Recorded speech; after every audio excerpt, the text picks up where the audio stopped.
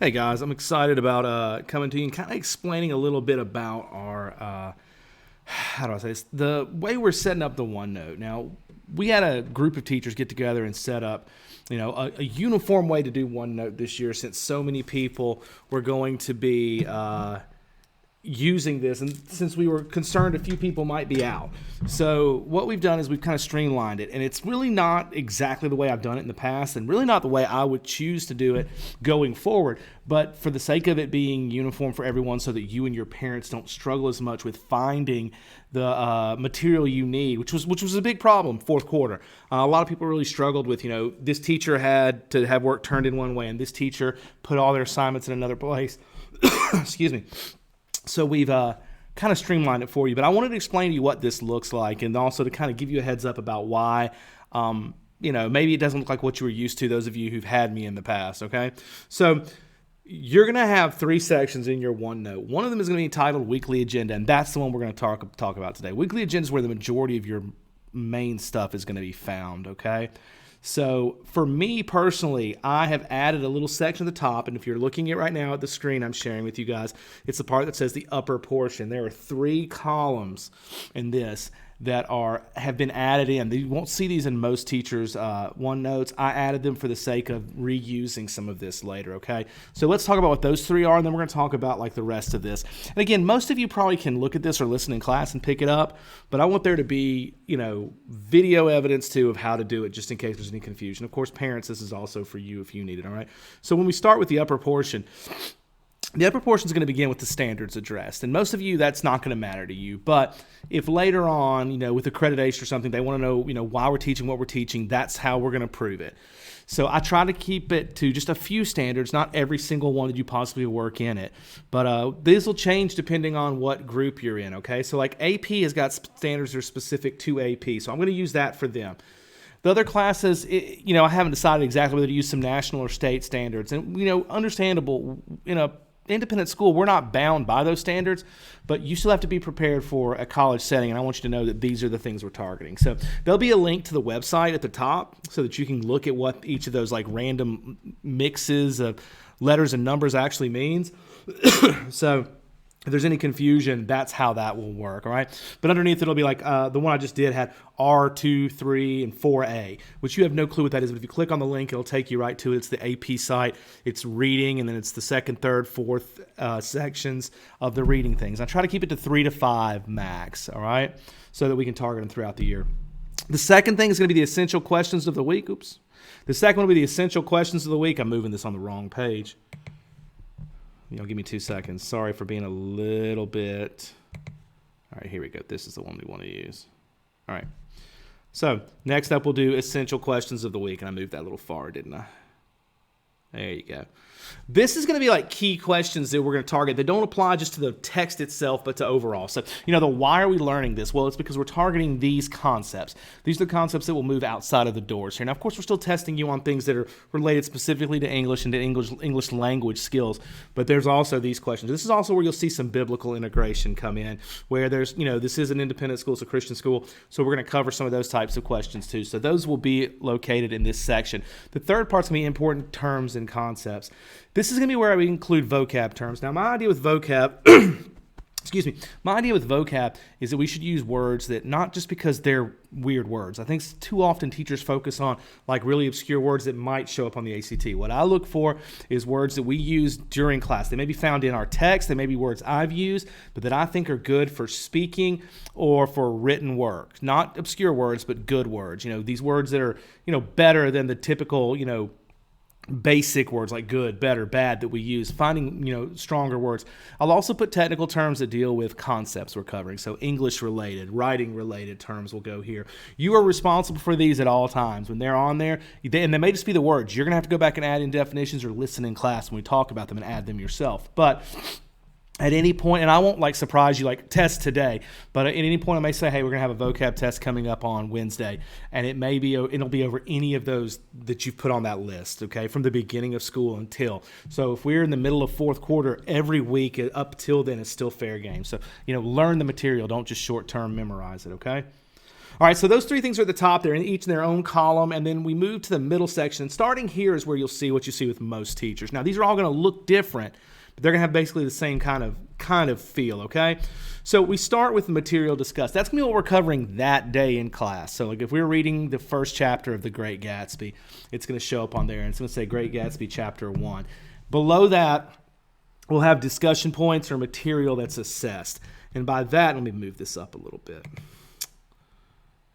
And by that, I mean, this is going to be where, like, if we're covering a book, this will be the material that has, questions. And they're going to be discussion-based questions. Understand, it's not going to be stuff like who's the main character. We're not in third grade, so you're going to have a lot of discussion stuff. A lot of them are going to apply to today, too. Understand, even for my CP classes that are used to a little bit more basic questioning, you are going to have a lot of discussion-based questions because you can't just...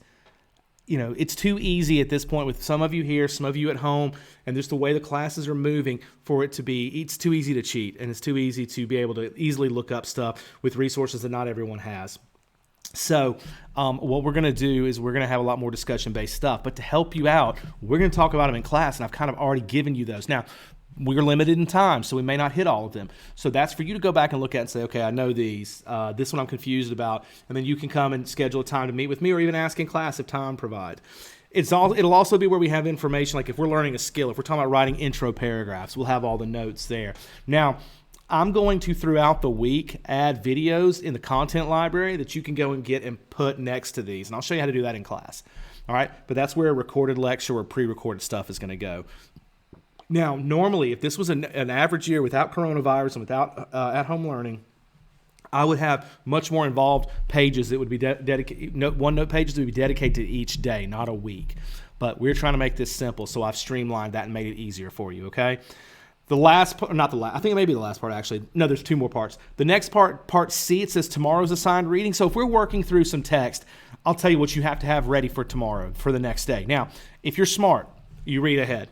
Okay, so for example, the first juniors, the first 5 days of this second week, you'll be responsible for chapters 1, 2, 3, 4, and 5 of The Great Gatsby. Now, if you did summer reading like you were supposed to, you've already finished that. You may just want to look over them and remind yourself. But if you know, like, man, I'm not going to have any time the second half of the week because of football, then that weekend before, read them all.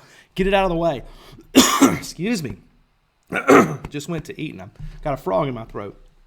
So you'll have all of this time ahead of time. You'll know this material on Monday. You'll actually know it probably on Friday before. Gosh, I'm so sorry. You'll have plenty of time to get caught up on it.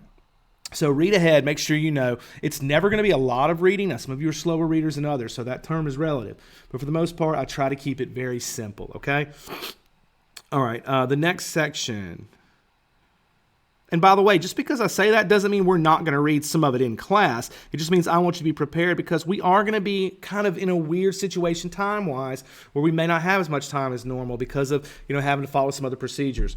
So I need to make sure that you kind of know this material. It's what you're going to be expected to know. If we don't cover it in class, it is still fair game on tests, okay? So the last part of the middle section will say graded material. That is going to be highlighted in a yellow. That yellow is stuff that you have to do. That is an assignment. All right, you won't have them every day. Some weeks you'll have none, to be honest with you. Some weeks, the max you'll usually have is 3. You'll usually get, if you get them on every day of the week, you'll have it Monday, Tuesday, and Thursday typically. I don't give you stuff on Wednesday nights because of church. I try to give you the weekends to get caught up on reading and things like that, so I don't always have them there either, all right? So that'll be there. The bottom portion of this section on weekly agenda is going to have 3 things on it, all right? Sorry, I keep forgetting this isn't the page to move that on.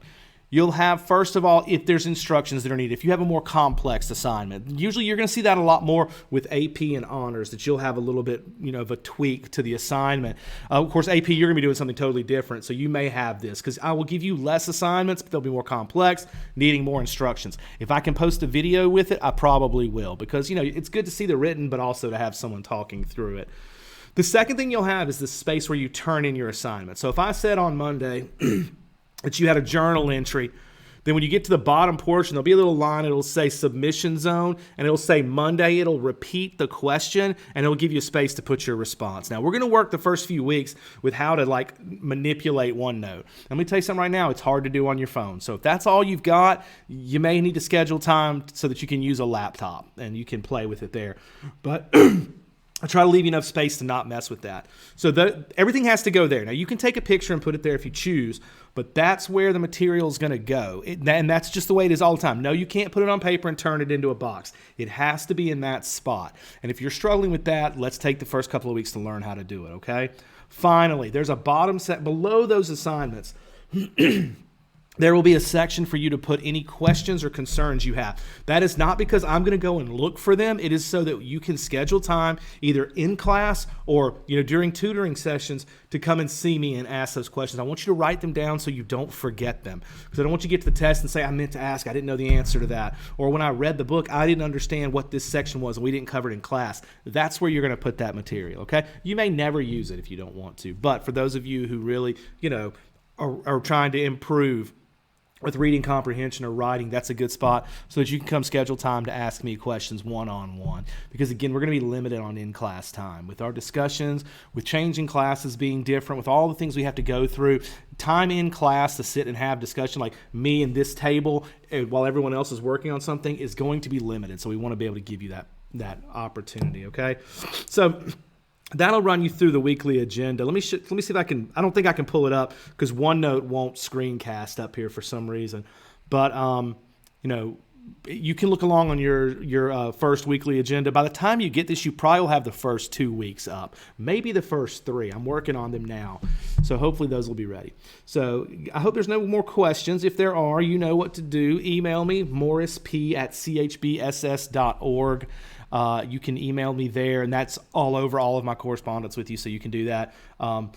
But if any questions come up, please don't hesitate to send them to me, and I will try to help, make this a less painful procedure for you, okay?